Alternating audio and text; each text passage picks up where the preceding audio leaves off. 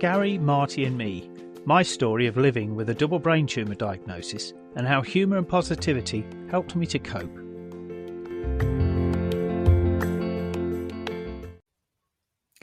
Episode 16. Stewie, Know Thyself. The title of this episode paraphrases a quote from Socrates, "Man, know thyself," which came to mind when I was reading about the possible effects of my craniotomy and tumour debulking. I'd read about memory loss, loss of behavioural filters, and even personality changes. Now this worried me, as it had taken 59 years to perfect being as annoying as I was when I found out I'd got tumours, and I didn't want all that hard work undone by Gary the glioma. I spent most of my working life in industrial sales and marketing. I've regularly made presentations to large groups of people, even in French on one occasion. I've met people that I didn't know day in, day out, and I've even had to endure interviews where all 6 finalists spent a day together effectively fighting it out for the job, which I got, by the way. So it seems contradictory when I tell you that I'm actually shy by nature. I used to find talking to girls that I didn't know very intimidating, and the only one that I ever had the courage to ask out on a date the first time that I met her was my wife. And as I record this in 2025, we are going to be celebrating our 40th wedding anniversary this coming summer. I worked hard to present a confident exterior during my years at the Little Theatre in Leicester, but my shyness is why I stayed strictly backstage. Even though I had loved the few times that I'd been persuaded to act on stage, I could never overcome that acute shyness to perform again. It's odd then, I guess, that I would pursue a career in sales, and after a sales career of 35 years, I could go into any room and be comfortable talking to anyone. By the time that I retired, I could talk about any of my last employer's products with ease and make most of them work too. I was also happy to present to large groups of people at the drop of a hat. Well, sales Stu was, but underneath the bravado, shy Stu still lurks. I've always tried to be nice to anyone that I've met. I try to be patient and open-minded, and whilst I'm far from being a perfect person, I'm okay with who I've become, and the prospect of personality changes was a genuine worry for me. I recovered very quickly from the operation to remove my meningioma, a lot quicker than many of my fellow tumour warriors who I chat to on the Facebook group, and with no major after effects. This I put down to the fact that my meningioma was on my spinal cord, and not actually in my brain.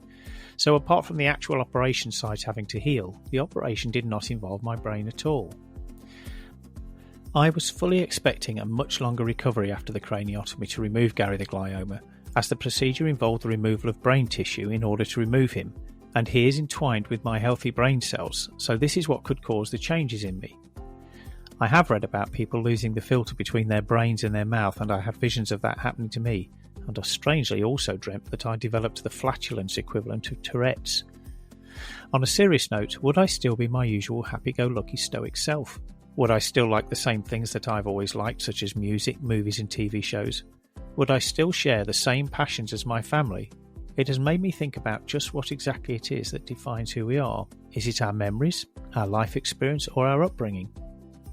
I spent a lot of time thinking about this, and whatever the answer, the fact is that you are your brain, and having any of it removed must surely have an effect. I've read that the key effects of my operation were going to be short-term memory loss. Yes, I got that. Personality changes. Yep, I had that. When my mum-in-law passed away, it was only a matter of days since my operation, and though I loved that lady very much, I couldn't cry or even mourn properly. I was emotionally numb. It was a horrible feeling. Loss of behavioural filter? Well, possibly. I'm still shy, but a bit more prone to saying inappropriate things when with people that I know. Loss of creativity? I don't think so, but that's for others to judge. The memory issue just requires workarounds. The personality change we can overcome, and the loss of creativity would have been a blow. What I have come to realise is that none of these things matter as long as I am well enough following the operation to spend time with my family for as many years as possible. Oh, and as long as I don't get flatulence Tourette's. By the way, like me, over 12,000 people each year in the UK and an estimated 300,000 worldwide suddenly discover that they have a brain tumour, and from the moment that they receive that news, their lives will never be the same again.